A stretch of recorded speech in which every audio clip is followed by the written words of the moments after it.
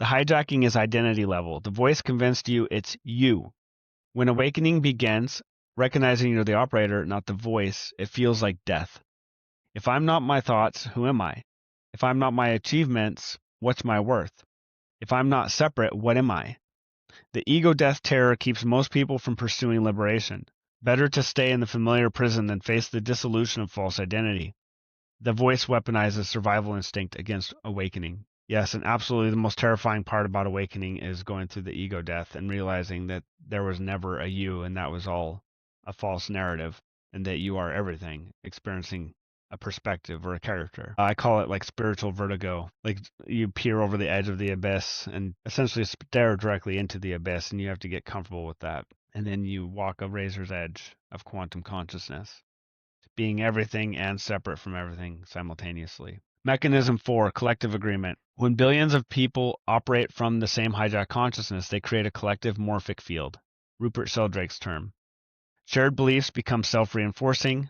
Group consciousness maintains the pattern. Individual awakening faces massive collective resistance. Going against the grain activates social punishment mechanisms. The collective voice resists individual operators' awakening. Carl Jung called this the collective unconscious. This is why Jesus was crucified, why mystics were burned, why prophets were exiled. The collective hijacking defends itself against recognition. Another name for this is egregores. I'll put it in the chat. Egregores. Those are collective beliefs, egregores. Those are what essentially rule people. Give me just 1 second. Okay. Biblical understanding. The kingdom of this world. My kingdom is not of this world. John 18:36. Jesus was describing the systemic hijacking. This world equals the systems created by and perpetuating voice hijacking. What Gnostics called the archontic realm, what we're calling the feedback loop, otherwise known as Egypt or Rome. Egypt, Rome, whatever. Those are two other names for it. Rome is the false world. There never was a Rome as far as I know. I think that's just a narrative. I think there was something called Tartaria, but again, that's beyond the scope of this conversation. So let me clarify. So the real world would be like Israel is real, and that the temple of the Most High is here.